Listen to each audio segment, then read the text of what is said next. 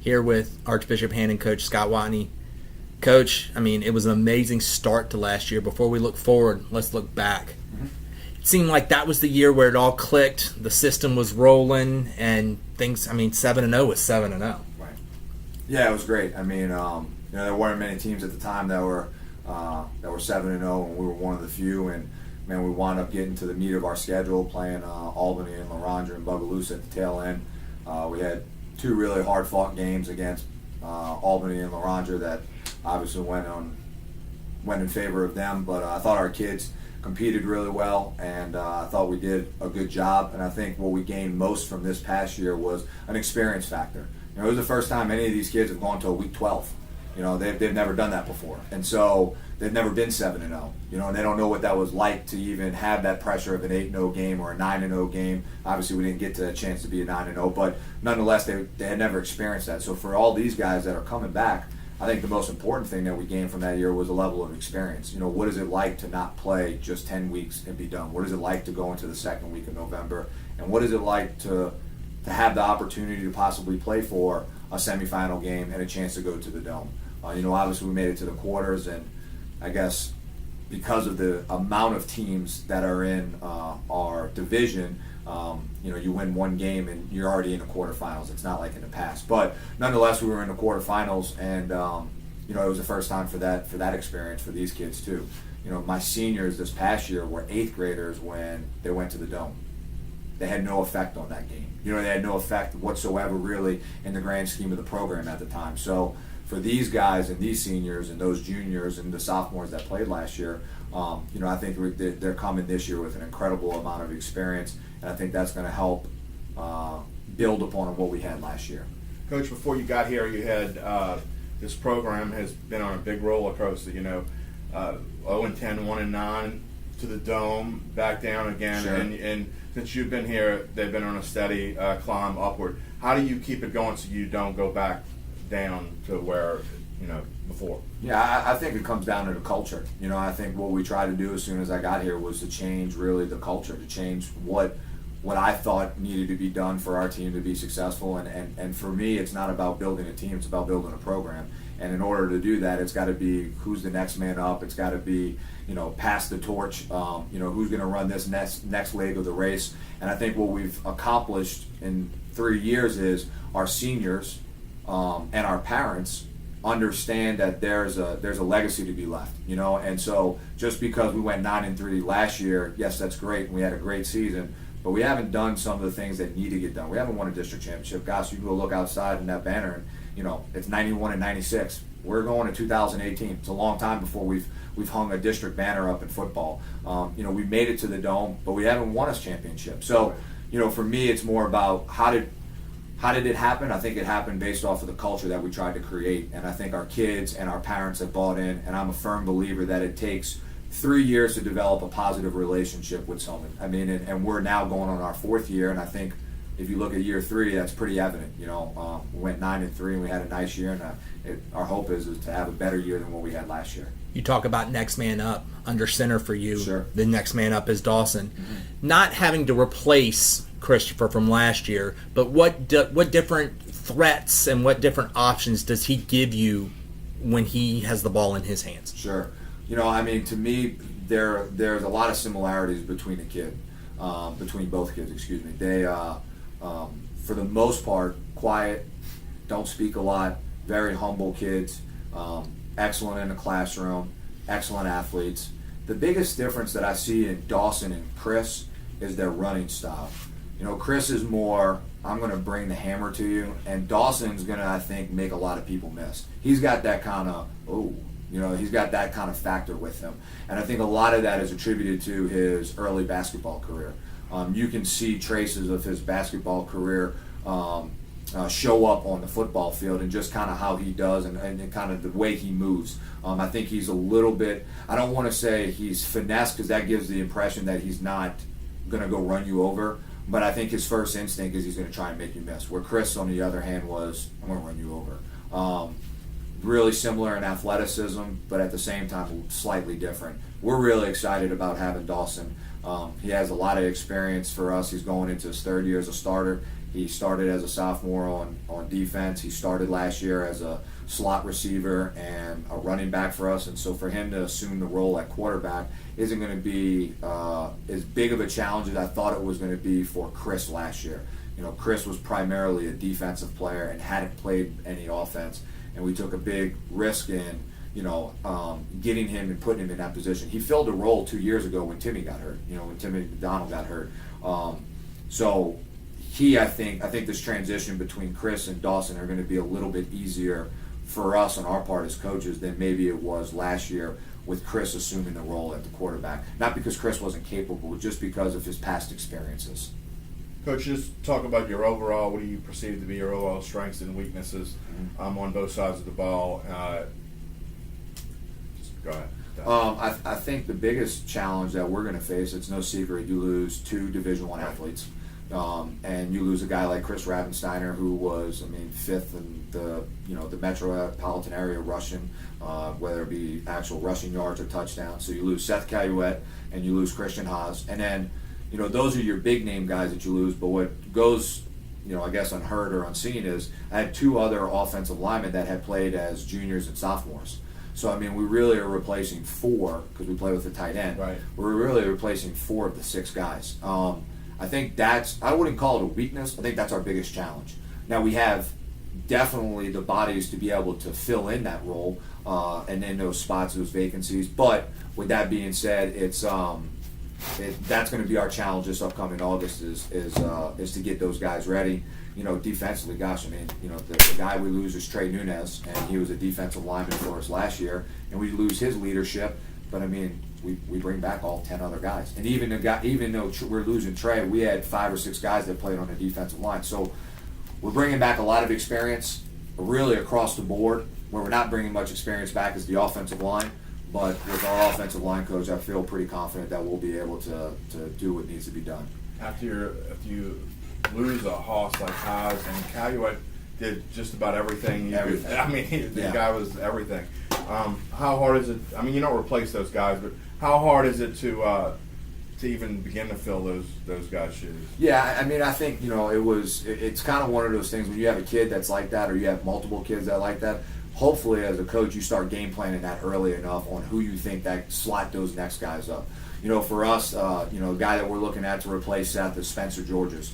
That's actually Carter Georges, was a big-time player for us last year defensively. That's his younger brother.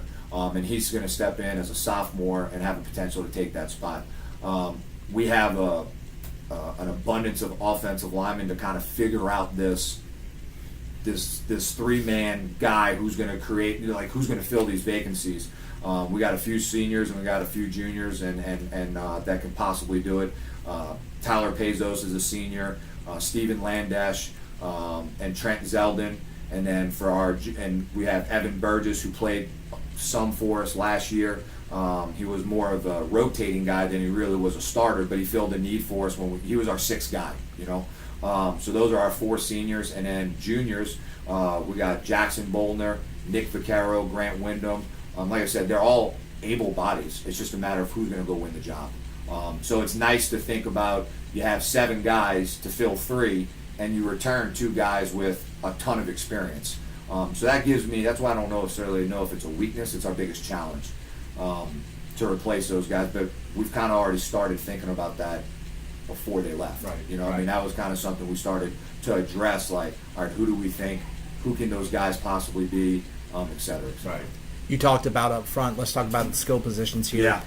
Yeah. I wouldn't say you're robbing Peter to pay Paul, moving Dawson from Sure. wide receiver to here, but some of the people that he's going to have to throw to, first off, what are some of those wide receivers? And then how does his experience in being a wide receiver maybe make Dawson a more effective quarterback than you may think? Yeah, no, so I think Dawson's going to handle his quarterback position exceptionally well because of all the things he has experienced. That's one of the reasons why I said I think it's going to be a little bit more seamless of a transition because he's already done a lot of these things. When you're a defensive back, you better understand what receivers are trying to do and quarterbacks are trying to do. When you're a receiver, you have to know.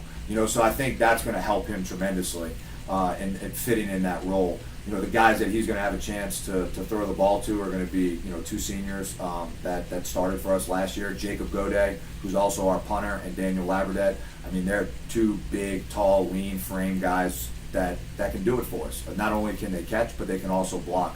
I think that's probably one of the best things that we returned in terms of our offense is, Chris and Brendan David were our feature guys, right? Chris was the quarterback, Brendan was our running back. Chris 2,400, Brendan 1,000, right? But that just didn't happen. And yeah, you need offensive linemen, but you need perimeter guys too to do that. And so those guys, I think, are going to be, that's something that we're looking to have them repeat that and actually build upon what they started last year for us in the blocking and the perimeter. And I also think we have a lot of depth at the receivers. We have some younger guys that are going to come in and really help. And I think the biggest guy that we have adding to our team is Norris Williams. Norris is a kid that played football really when he was a freshman and decided to kind of focus on basketball. And he's making another attempt to come out to play football, and I think that's gonna help us, and I think it's gonna help him too in his overall career as an athlete. Did you have to talk him into playing? No, actually, you know what? To be honest with you, he's really toyed around this idea for a while now. It's not something like he just magically I'm just gonna he had an epiphany or anything. That wasn't it. He had talked about it, but I think he saw. This is my senior year. I got one senior year, and he's got a lot of buddies that are in the football program. I think he's always liked what we've done as a program. I just think now that I think it's kind of ending his high school career, he'd like to finish out and not have any regrets. I think if you were to ask him that. I think to answer your question, Dawson thinks he's going to do a fine job there. We got plenty of receivers, young guys that got a chance to step up. We returned Jacob and Daniel. We got another senior that didn't get as much playing time last year, but will get a lot this year. Is Victor Harvey. He's our stud soccer player, our all-state soccer. He's our all-state track. So we add him to the mix of it. We got a junior, Ezra Travers, who was hurt a lot last year, but he's a real special athlete. Cade Hontiveros, who's going to be a sophomore. So we have a bunch of guys. It's just a matter of how are we going to make it work for us offensively with them, because they all have different skill sets. One of the nice things about Seth was you never had to take him off the field. You could put him wherever you want. Right? He could play tight end on one snap. He could play running back. He could play fullback. He could play outside receiver, inside receiver. This year, we're going to have to be a little bit different because we don't have that one guy that can just do it all. We got a bunch of guys that can do, in their own way, what God's given talent that they have, and we're just going to have to figure out how to put that all on the field when we need it, when we want it. My last question. You're a year into 7-3A now. Yeah. What did you learn about your opponents in the district and the field that you hope to take advantage of? I guess lessons learned from last year you hope to apply in 2018. Yeah, I think, first off, we had our district we actually have a small district. We don't have a very large district, but the quality of opponents in our district is top notch. I think the lesson learned was not so much from what the district opponents gave us, but really about how to play deep and towards the tail end of the season. I think that's the biggest thing. When you have those monsters kind of towards the end of it, is getting yourself ready for that. And not that we weren't ready, but I think at some point in time when you've never experienced it before, there is kind of this initial shock. I don't see that being the case for us moving forward. As far as the division, when we get into the playoffs, that's a different story. When you got a chance to play St. Thomas More's got 1,200 students, and you got a chance to play Turtles Catholic, it's got 900. You've got to be prepared. And so I think my goal and my mindset was to take the lessons that we learned in district with towards the tail end and getting us ready for our playoff run against possibly a lot bigger of opponents, physically, but also just larger student populations. Albany and LaRange both lost a lot of players, just like you did. So it's kind of an interesting thing where all three of the teams, and you throw in Sumner however you want. Right.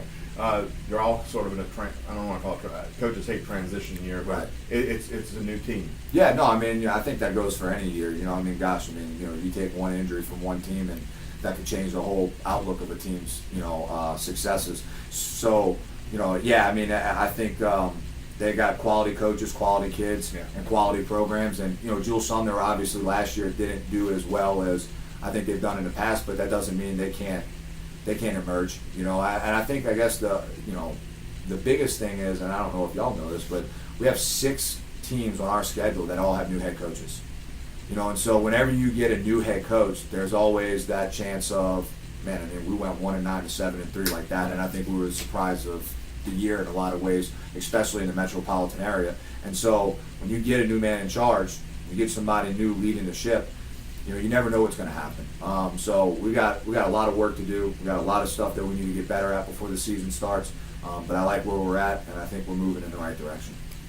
Lastly, not for the video, but just give me 6 players that you would want to name as your top returners, and the 6 players you'd want me to name as your top newcomers, just so okay. I get what you want. Can I text you that? Yeah, absolutely.